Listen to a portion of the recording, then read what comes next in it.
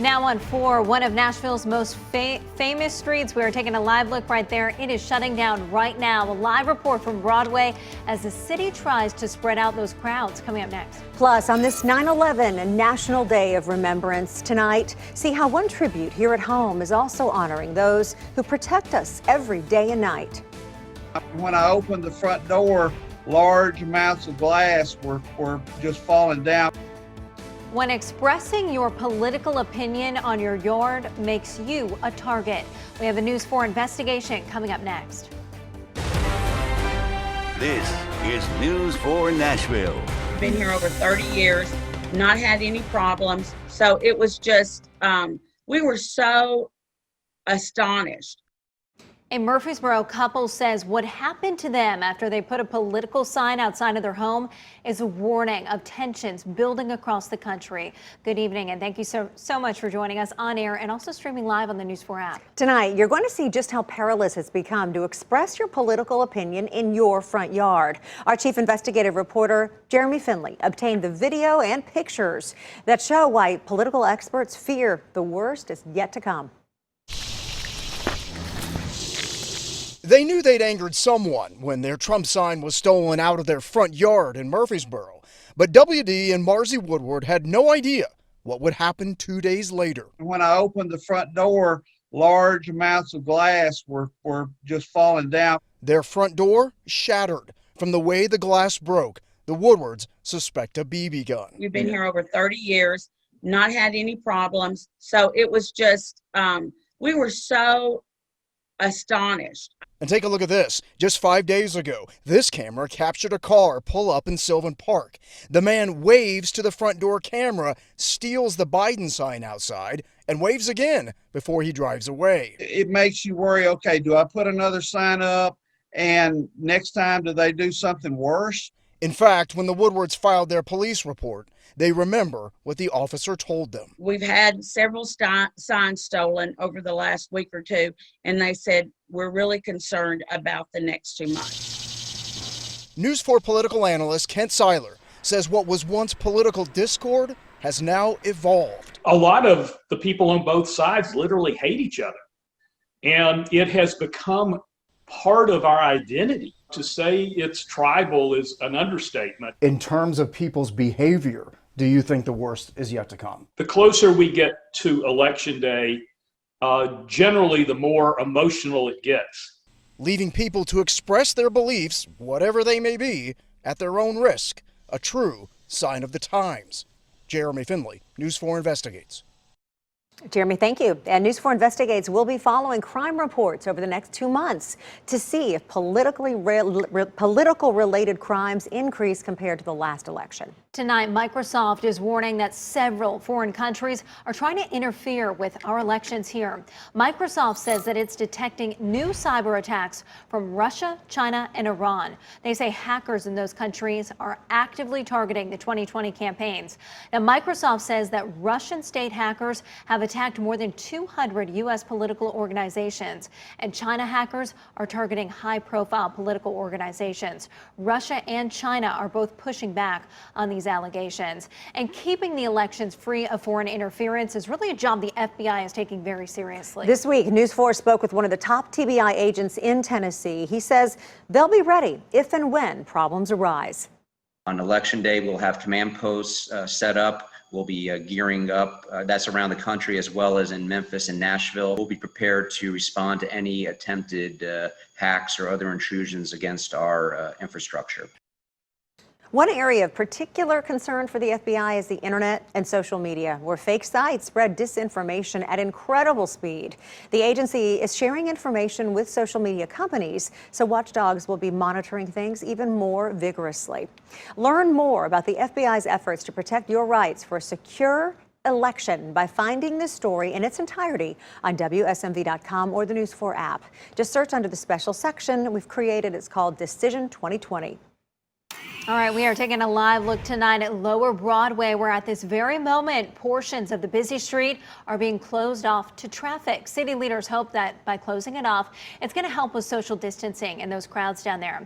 Our News 4's Shelby Stevens joins us live in downtown, where those closures start right at 6 o'clock each Friday and Saturday, at least for the next 3 weekends anyway. So what are we seeing down there so far, Shelby? Well, Brittany, barricades are up and police are making sure that it stays that way. No cars are allowed on this part of Lower Broadway right now. But as you can see, that has not really affected anybody walking. That's exactly what city leaders wanted in the first place. I want you to take a look at this map. It shows where the closures will happen each night. They're closing Lower Broadway to cars between 4th and 5th Avenues. This will happen each Friday and Saturday night between 6 p.m. and 11 p.m. for 3 weekends straight. 11 is when the mayor has ordered bars to shut down. Councilwoman Emily Benedict is proposing that sidewalks and streets on Broadway could be used for outside seating, but that's something we are not seeing right now. Mayor Cooper wants people to be able to spread out instead of clogging sidewalks and bar entrances. Now, we will be working for you, and we will let you know exactly how this goes over the next few weekends. Shelby Stevens, News 4. All right, Shelby, thank you. And also, we have learned more about changes that Mayor Cooper announced today. This is a bit of good news, some more good news for the bars and restaurants down there. It absolutely is. We just got word from Mayor Cooper a few hours ago. He tells us that bars can stay open on game days 30 minutes after the game actually ends. So say Monday's game ends at midnight. That means that they'll be able to stay open until 12:30 when they are facing the Broncos. So you'll be able to watch everything from your seat if you prepare to come down to Broadway. Don't have to leave early. All right, Shelby, reporting live from downtown Nashville for us. Thank you so much. And Shelby, you know, we was talking about relaxing those rules, and a lot of it is because of the low count in COVID cases right now here in Nashville. Taking a quick look at our case count here, we have had 21 new probable and confirmed cases just within the last 24 hours, bringing the city's total to just over 27,000. One additional death brings the death toll right here in Nashville to 248. And just under 25,800 people have recovered. High school football players in Metro will start full contact practice effective immediately. And that's not the only sport. Girls soccer and cross country, volleyball, or other sports will have contact restrictions removed. News 4's Nancy Amons is asking the questions tonight many of you want to know. I caught it. I can't believe I caught it. 14-year-old freshman Daniel Hall would no doubt rather be throwing a football with his Hillwood teammates. I play wide receiver, and on defense I play safety. After weeks of drills like running and push-ups, his team can now start full contact practice, and he hopes games in the next few weeks. I'm excited. I know everyone else is excited. The Metro administration is easing contact restrictions on several sports and clubs: girls soccer, golf, volleyball, the debate team, and marching band. Mason Bellamy is chief of academics in schools. Our goal is exactly what our athletes and our parents and our students have wanted all along, is to get our students back to the activities that we know mean so much to them and that they put so much time and effort into. Metro hopes to play football on Friday the 25th. And when will you be able to watch a game in person?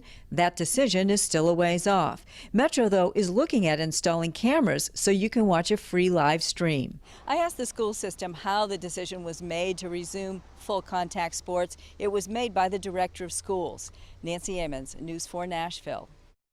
Thank you. So fun to see her throwing football. Do you support high school contact sports starting up in Metro schools? That is the question we are asking on our daily News 4 poll. Many of you have already weighed in. So take a look at this. The results are pretty close, at least from those of you who've participated. The majority, though, appears to support the decision. You can also weigh in on our Facebook page right now. We're going to read some of your comments coming up in our next half hour at 6:30. It's enough to say it was a 10 o'clock wake up. Yeah, a wild wake-up call there for neighbors in Antioch. Look at this. A driver slammed into several buildings. This happened at the villages of Meadowwood and Antioch. At least 2 people were home when that crash occurred. Luckily, no one was hurt. But we can just see all the damage in this video that we shot earlier today. Shattered glass all across the front of one of those buildings there. And then just across, really the same scene there, because they also had a car hit them. Neighbors told News 4 that the driver went over the curb going forward, hitting that building, and then reversed striking the other building just across the way.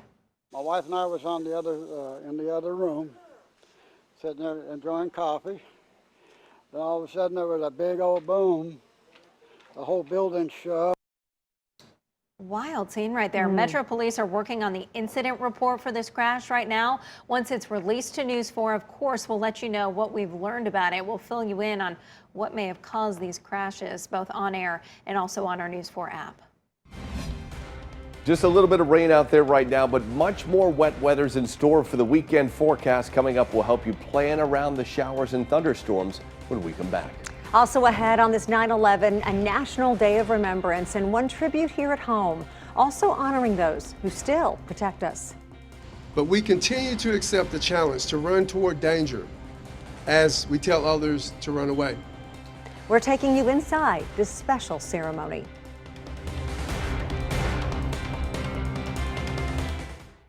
Developing right now, Williamson County Schools telling us a short time ago they are closing Fairview High School. This is because there have been a number of COVID-19 cases there. They will do a deep cleaning this weekend, and then classes will be virtual on Monday and Tuesday. They're also going to be doing contact tracing during that time. District officials will tell us on Tuesday if they want to extend that virtual learning period or allow more time for that contact tracing, or if they'll allow kids back into the building. We'll keep you updated. An additional warning tonight for parents when it comes to your child and the coronavirus. Doctors with Vanderbilt University Medical Center, they are reminding parents of children diagnosed with the coronavirus to be on the lookout for the symptoms of multi-inflammatory syndrome. So it's also known as MISC, I should say.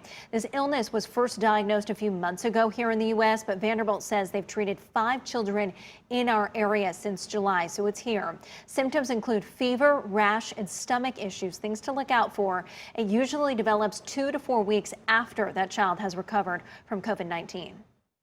I think it's important to know that it's very treatable. Children can get very sick. We're very optimistic. The vast majority of patients have an excellent recovery. Now, it's unclear right now exactly why some children develop this disease and why others don't, but more research is being done right now. Doctors say if a child starts developing any of these symptoms, parents need to contact their doctor. We're going to take a live look now at the skyline in New York City. What a gorgeous evening there. A 9/11 tribute and lights for the 18th anniversary of the terror attacks. The lights turning on at sunset tonight will fade away at dawn tomorrow. Today, we remember the lives lost in the terrorist attacks in New York, Pennsylvania, and Virginia on this day in 2001. But we also honor our own first responders who protect us every day and night here in Nashville. News 4's Joshua Cole shares with us the special ceremony Mayor Cooper held this morning.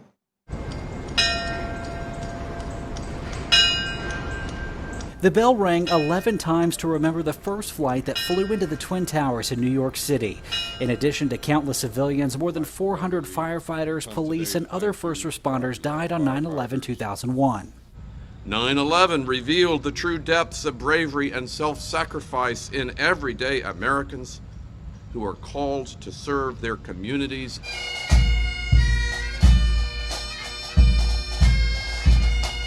Surrounded by firefighters and family, Mayor Cooper and Nashville Fire Chief Swan recognized the difficult work of first responders. But we continue to accept the challenge to run toward danger as we tell others to run away. 2 American flags were handed to families of Nashville firefighters who've died. As Chief Swan explained to the small gathering, the department honors fallen service members in everything they do, from fighting fires to high water rescues and emergency medical technicians arriving to scenes. As we gather here today, our NFD personnel are doing just that. Every shift, they respond to situations that are upside down, and they do everything they can do to make it right. The 2 officials recognized the difficult year, calling for everyone to come together, honoring our heroes. As we need you now more than ever, and your courage and fortitude and bravery inspires us all.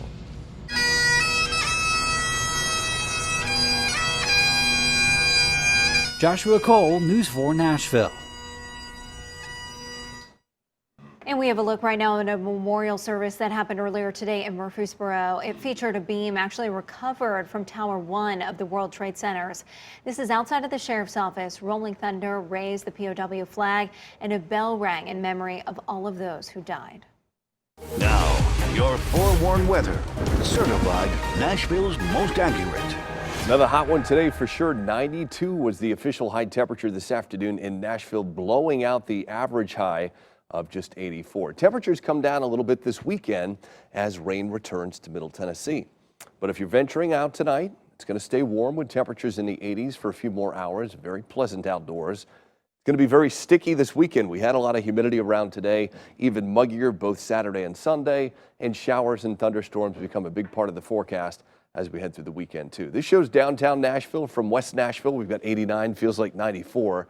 And can you see behind me, see this towering cloud here? This is a heavy shower about 100 miles from Nashville on the lower Cumberland Plateau. That's how far you're seeing right now. Just a beautiful evening as we gaze east at the last several minutes of sunlight. The sun goes down tonight at 6:59, the earliest sunset here in Middle Tennessee since last March. We haven't had a 6 o'clock hour sunset since late last March.